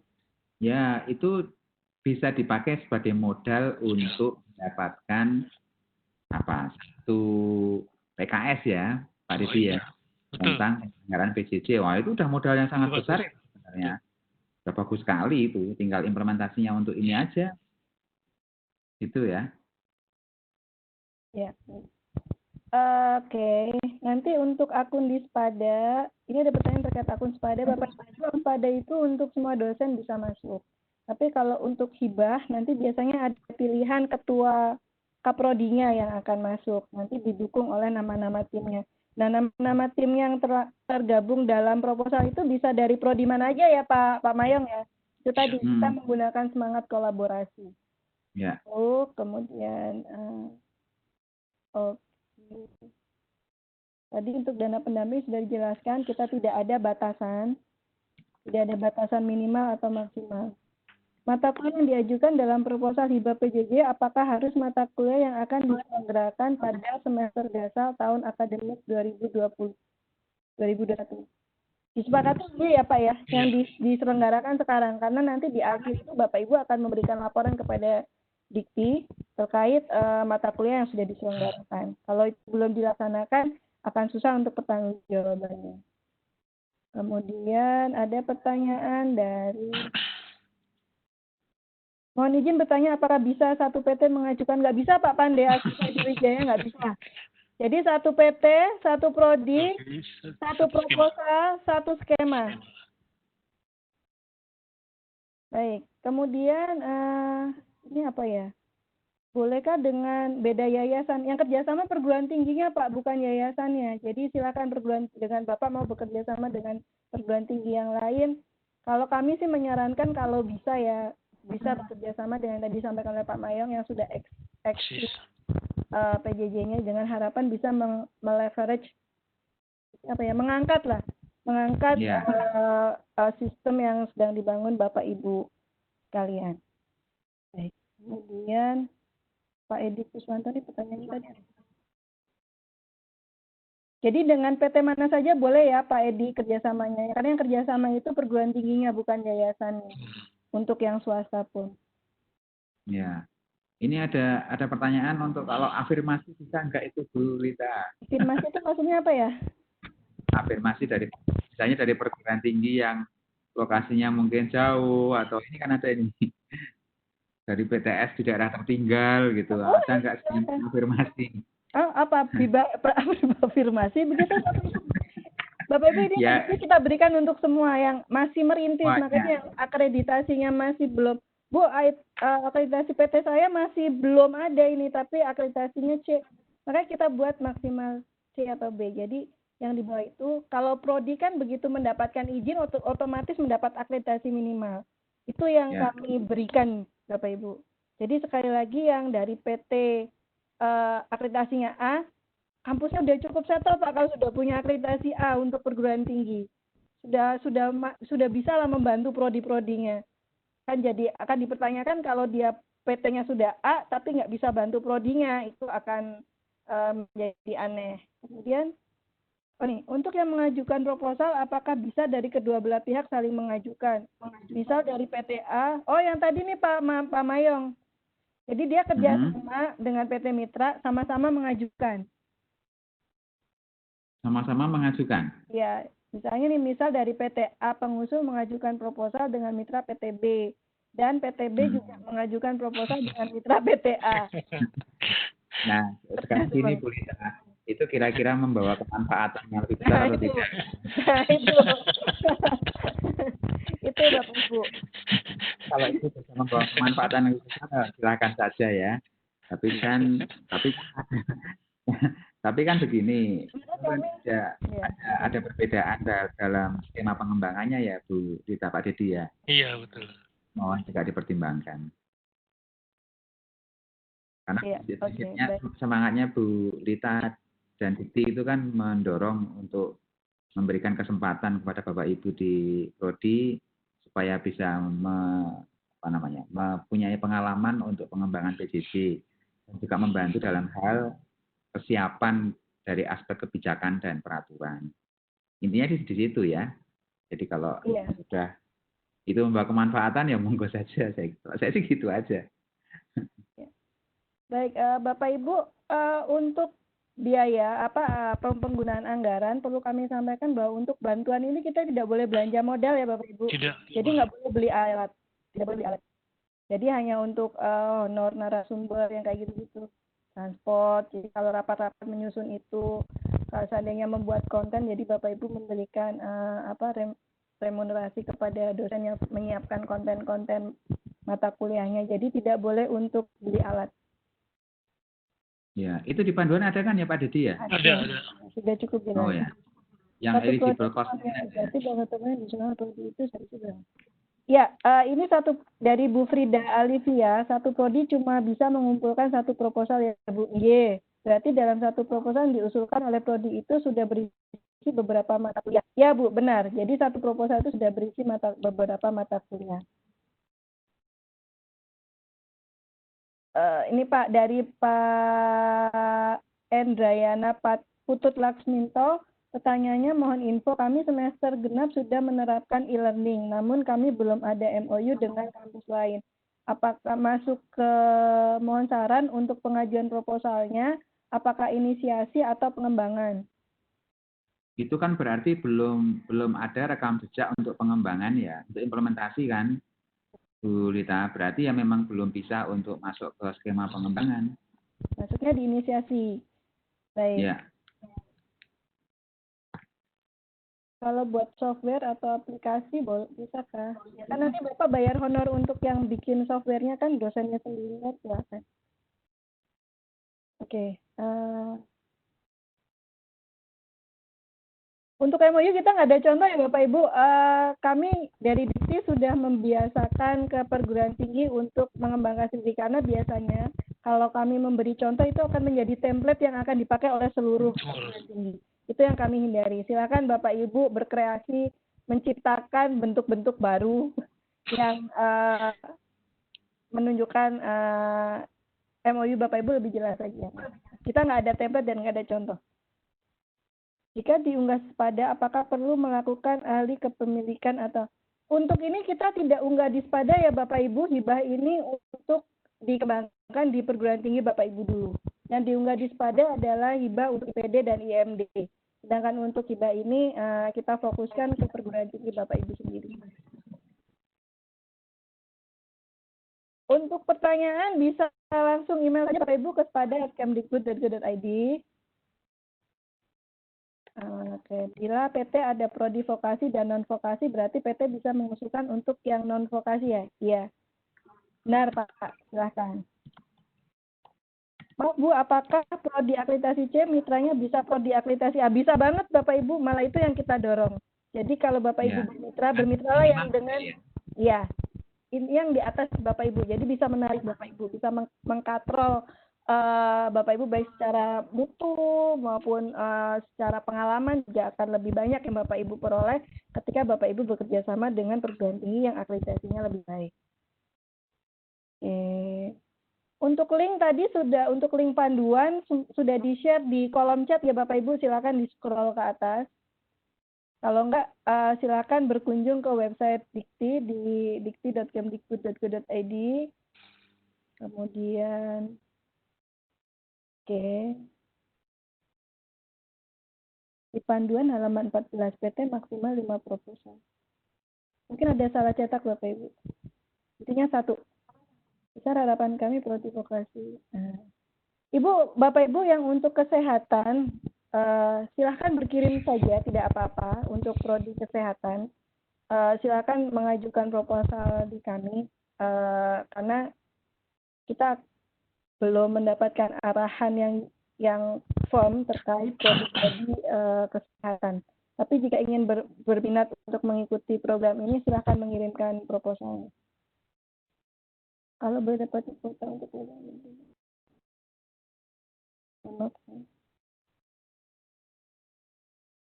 Kalau dana pendamping itu di luar 50 juta, Pak Ageng Lumadi. Namanya dana pendamping, Pak. Jadi dana yang disediakan oleh perguruan tinggi Bapak Ibu, bukan dana yang disediakan oleh Dikti. Jadi besarannya terserah dari kemampuan perguruan tinggi Bapak Ibu. Oke.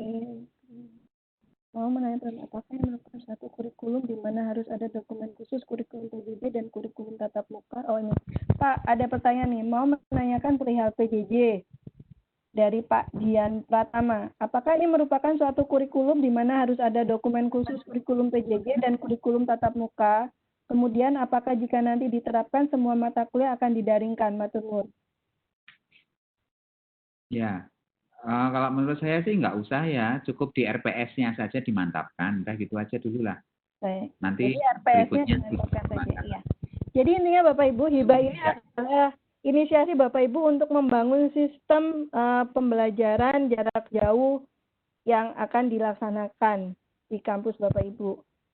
Karena sekarang dalam masa pandemik, mau nggak mau Bapak Ibu harus daring. Kami mencoba membantu perguruan tinggi yang sedang berusaha yang dengan keterbatasan infrastruktur, keterbatasan resources untuk mengembangkan itu. Silahkan, kita ada 2 skema inisiasi dan pengembangan. Kemudian satu PT hanya bisa mengajukan 1 proposal dengan 1 skema, 1 prodi. Di dalam prodi itu nanti ada beberapa mata kuliah yang bisa diusulkan. Silakan menggunakan kolaborasi. Besar anggaran dana pendamping kita tidak mengatur. Silahkan Bapak Ibu diskusikan internal kampus Bapak Ibu jika ingin memberikan dana pendamping, besarannya kita tidak membuat batasan. Kemudian silakan bekerja sama dengan PT Mitra yang ingin melakukan skema pengembangan, tapi kami dorong kerjasama yang dibangun adalah kerjasama dengan PT-PT yang akreditasinya lebih baik, yang akreditasinya di atas Bapak Ibu, prodi Bapak Ibu saat ini. Karena diharapkan, kami juga berharap Bapak Ibu juga bisa mengkatrol diri dengan melakukan MOU tersebut. Oke, baik. Sepertinya sudah cukup ya Pak Mayong, Pak. Ya. Pak Dedi, ada yang ditambahkan? Cukup, Jadi, sebelum saya akan minta Mas Agus. Mas Agus? Halo, Mas Agus? Halo. Oke, Mas Agus bisa minta tolong untuk ditunjukkan tutorial dari awal sampai akhir proses pengajuan proposalnya. Siap. Silakan.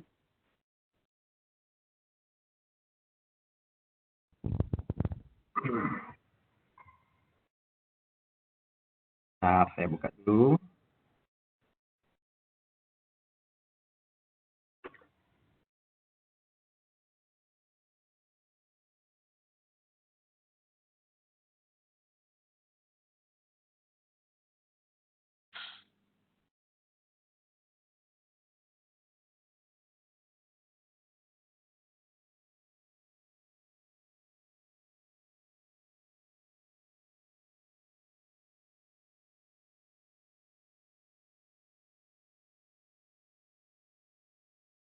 Ya, baik Bapak Ibu. Assalamualaikum warahmatullahi wabarakatuh.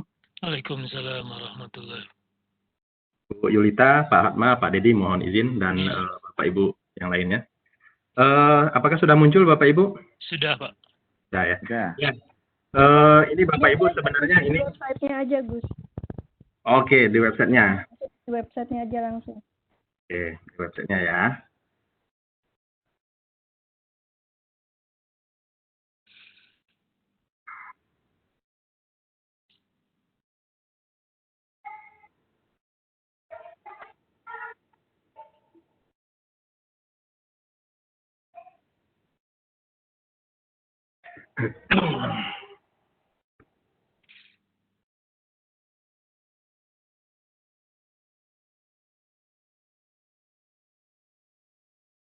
Oke, sudah munculkah Bapak Ibu?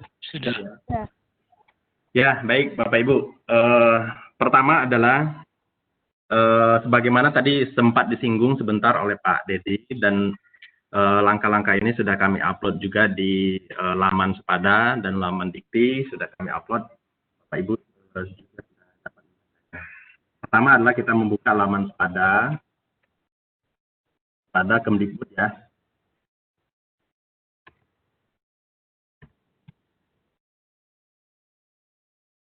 Nah, inilah halaman depannya Bapak Ibu ya. Halaman depan Sepada, kemudian pada pojok kanan atas itu ada menu login Bapak Ibu ya.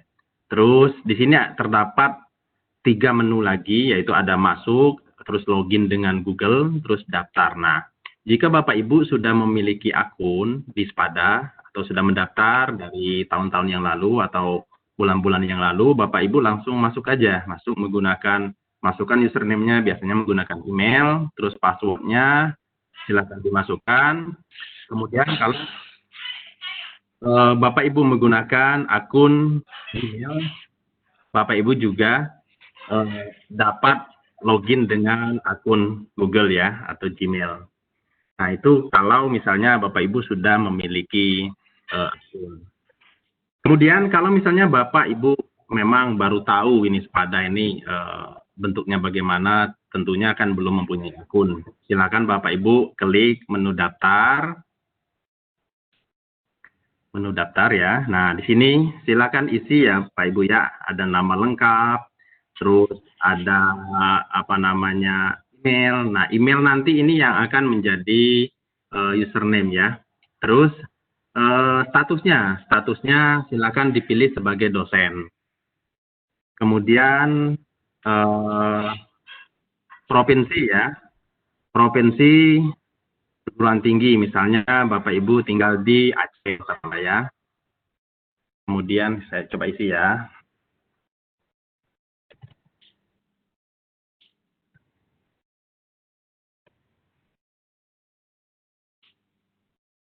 Oke, di sini ada nama belakang, nama depan ya, alamat emailnya apa.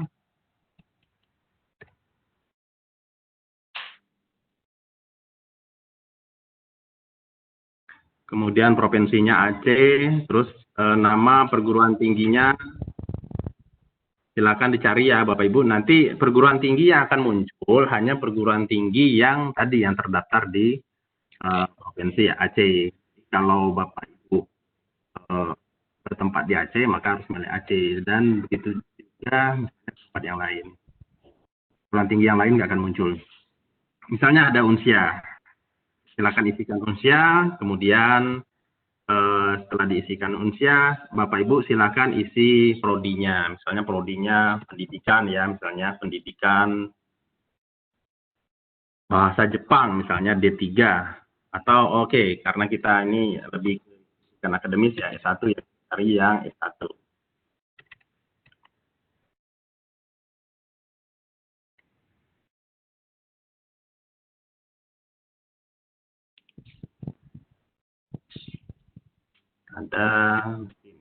Tadi ada pendidikan bahasa Jepang S1.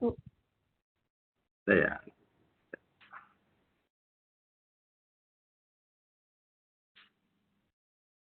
Jangan mesin, teknik aja. Kalau mesin udah spesifik. Oke, nih teknik industri misalnya. Terus,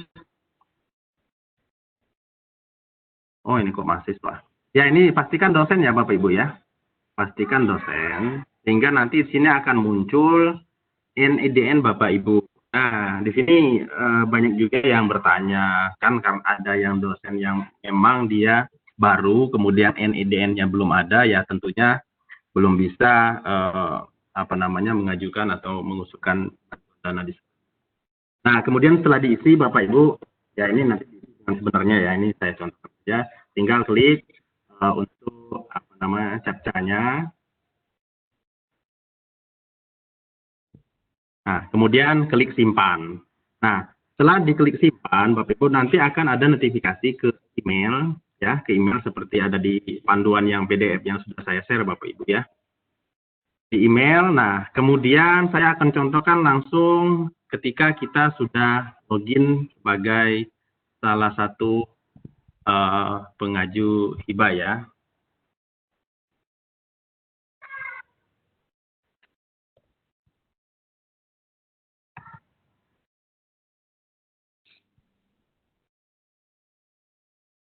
Oke, saya mohon izin ini pinjam salah satu akun dosen.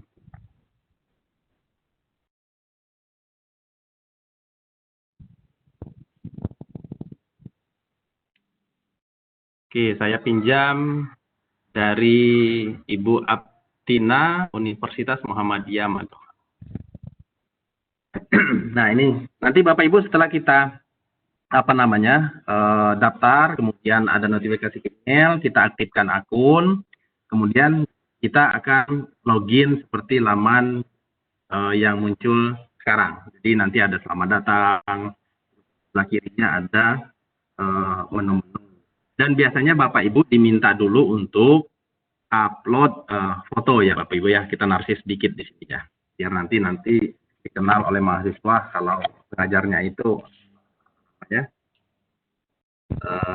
ada fotonya gitu ya. Nah, kemudian setelah itu Bapak Ibu di sebelah kiri ini, di menu bar sebelah kiri ada menu hibah sepada. Nah, klik akan muncul daftar hibah. Nah, ini Bapak Ibu ya.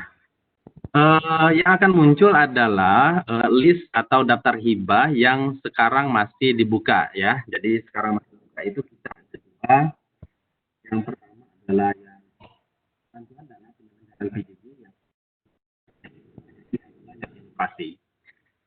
Pilih baik, nanti kita pilih yang bantuan dana penyelenggaraan PJJ. Bapak Ibu tinggal klik di sini. Mau info silakan klik Bapak Ibu. Nah, ini adalah info lengkapnya. Terus kalau sudah dibaca kita bisa tambah. Nah, Bapak Ibu di sini ada nama mata kuliah. Nama mata kuliah silakan diketikkan nama mata kuliahnya apa. Terus di sini ada URL. Nah, di panduan itu Bapak Ibu sudah saya buatkan untuk tahap ini. Jadi karena ini kan adalah pengembangan dan inisiasi. Untuk URL-nya itu, bentar saya lihat, itu diisi dengan,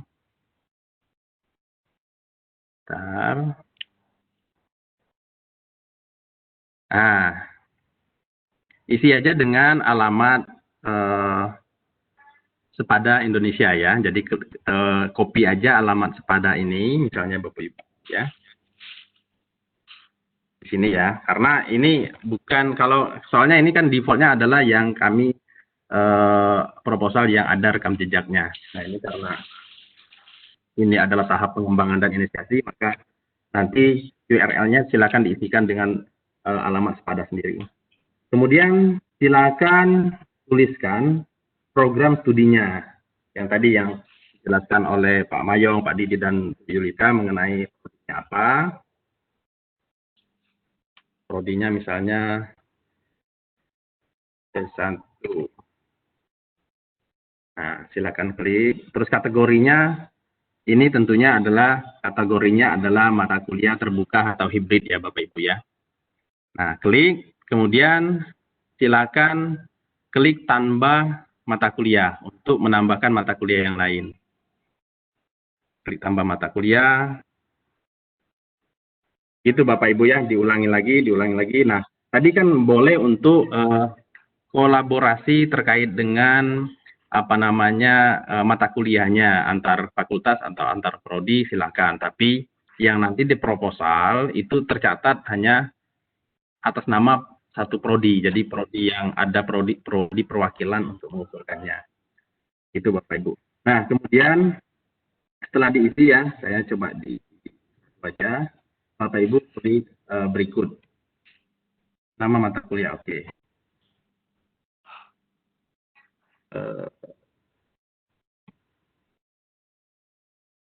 Oke.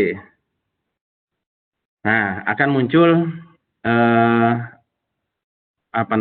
laman seperti ini Bapak Ibu ya. Nah, di panduan yang saya kirim juga sudah saya buat username dan passwordnya, defaultnya. Silakan Bapak Ibu tuliskan. Nah, username Sepada PJJ 2020, terus Sepada PJJ 2020 passwordnya. Jadi sama ya dimasukkan. Ini karena ini wajib diisi, jadi harus diisi dengan password yang standar yang sudah kami berikan di panduan atau langkah-langkah mengajukan proposal. Oke, saya copy saja.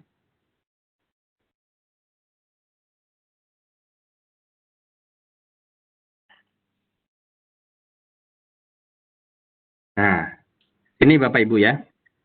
Setelah diisikan username dan password, nanti akan masuk ke langkah berikutnya. Di sini adalah tentukan anggota tim hibah. Jadi tinggal klik aja nih. Misalnya Pak Pugu, misalnya dia sebagai ketua. Klik. Terus Ibu Aptina sebagai peserta yang lainnya ya, maksudnya tim gitu. Tinggal klik. Kemudian klik berikut. Nah, nominal dana yang diusulkan Bapak Ibu yang muncul di sini ya, dana yang diusulkan. Jadi jangan sampai dana yang Bapak Ibu usulkan itu melewati dana maksimal yang ada di panduan bantuan dana ya. Kalau misalnya diminta 75 ya maksimalnya 75.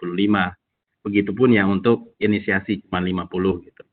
Misalnya kita isikan yang 50 juta ya. 50 juta. Nah, kemudian proposal. Kita tinggal unggah proposal dengan format di sini bisa PDF dan Word, tapi kami menyarankan dan harus ya Bapak Ibu format PDF. Nah, tinggal Bapak Ibu klik atau cari proposalnya di mana disimpannya. Jangan sampai salah upload Bapak Ibu ya, karena pengalaman yang belum lama ini ya, minggu kemarin kita untuk program bantuan dana modul digital itu ada beberapa perguruan tinggi yang mengupload proposal, tapi isinya itu bukan proposal. Jadi ya tentunya secara administrasi langsung tidak bisa lanjut ke tahap berikutnya. Kemudian langsung open. Nah, jika sudah muncul seperti ini Bapak Ibu ya. Nah, ini artinya sudah masuk. Bapak Ibu tinggal langsung klik berikut. Nah, ini adalah review Bapak Ibu yang telah isikan tadi. Ini nama mata kuliahnya apa, terus alamat URL-nya tadi yang standar ya, terus program studinya, terus kategorinya di sini ada nama ketua, terus anggota, ajuan dana 50 juta tadi, terus ada lampiran proposal. Nah, Bapak Ibu, nanti setelah disimpan di panduan juga saya sudah tuliskan, mungkin ada setelah kita berikutnya ada tampilan yang dana ajuan ini nanti dia tidak muncul, itu pun dengan misalnya. Tapi jangan khawatir, itu semuanya sudah terekam di sistem Sepada. Oke, kita tes Bapak Ibu ya. Berikut. Nah ini Bapak Ibu yang saya jelaskan barusan. Di sini file proposal, di sini tidak kelihatan lagi ya yang tadi ada. Nah ini tapi Bapak Ibu tidak perlu khawatir. ini sudah tersimpan di database kami. Jadi kalau yang kemarin yang IMD itu banyak banget itu yang Bapak Ibu yang merasa bahwasanya proposalnya gagal, padahal proposalnya itu diterima di sistem. Ya, baik Bapak Ibu, ini sudah tahap akhir dan Bapak Ibu sudah tidak bisa melakukan edit lagi kalau sudah di submit atau berikutnya di langkah terakhir. Kemudian Bapak Ibu ya tinggal nanti menunggu hasil dari dermawan. Baik, begitu Bapak Ibu sekilas dari saya terkait dengan langkah-langkah pengajuan proposal teknis di Sepada. Mungkin ada yang masih bingung Bapak Ibu, monggo boleh ditanyakan. Ya, terima kasih Mas Agus. Sepertinya tutorial untuk mendaftarkan proposalnya sudah sangat jelas ya Bapak Ibu. Ini nanti videonya kita share di YouTube, ya Mas Agus ya? Ya, kita sudah kita upload di YouTube. Ya, kita upload di YouTube. Jadi Bapak Ibu yang ketinggalan tadi bagaimana mekanisme mendaftarkan proposalnya, silahkan masuk ke YouTube, mengikutinya di channel YouTube kita di Sepada Indonesia. Kemudian sekali lagi ya Bapak Ibu, sebelum saya tutup sosialisasi kita hari ini, bahwa proposal ini hanya untuk program studi yang berakreditasi maksimal B. Jadi jika prodinya Bapak Ibu akreditasinya A nggak bisa ikut. Akreditasinya B silahkan. Apalagi yang akreditasinya C silahkan. Judulnya maksimal Bapak Ibu. Jadi di bawah itu boleh. Kemudian AIPT-nya pun maksimal B. Jadi yang AIPT-nya C ya silahkan.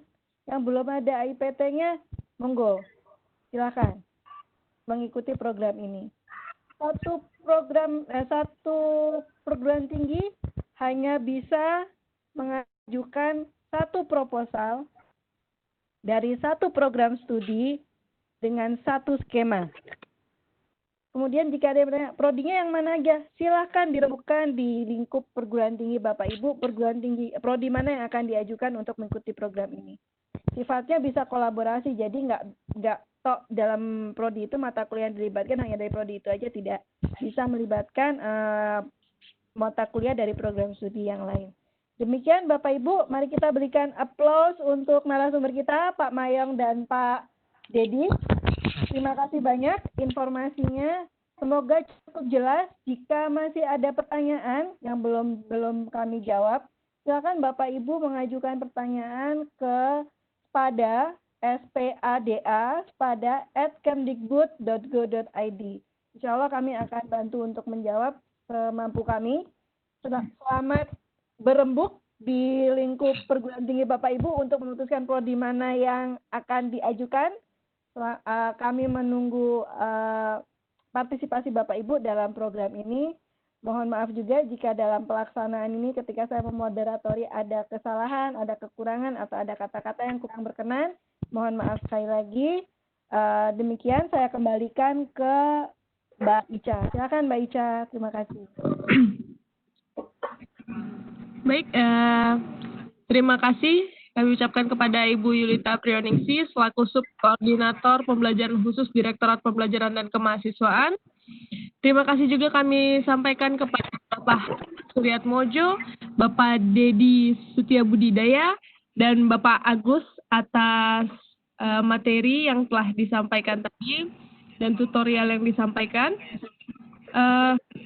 Ucapan terima kasih juga kami sampaikan kepada seluruh peserta sosialisasi bantuan dana hibah PJJ pada siang hari ini yang telah antusias sampai selesai, menyimak sampai akhir. Mohon maaf kami sampaikan kepada Bapak Ibu, Bapak Ibu peserta, Bapak narasumber, jika ada yang kurang berkenan. Mohon dimaafkan. Baik, kita tutup sosialisasi pada siang hari ini dengan lafaz hamdalah. Alhamdulillahirrahmanirrahim. Baik, kami tutup. Wabillahi taufiq wal hidayah. Wassalamualaikum warahmatullahi wabarakatuh. Waalaikumsalam warahmatullahi wabarakatuh. Terima kasih Pak Mayong, Pak Dedi. Pak Dedi Hai Bu Yulita, Pak Mayang, makasih. ya, membuat proposalnya supaya nanti bisa Tunggu proposalnya. Ini barusan saya cek yang masuk udah ada berapa Pak proposal? Luar biasa. Udah ada 4 perguruan tinggi. Hebat. Oh ya, Silakan, Iya. Bapak Ibu. keren. Masih ada waktu Bapak Ibu, silakan diusulkan. Ya, baik Bapak Ibu, mohon izin menutup roomnya ya.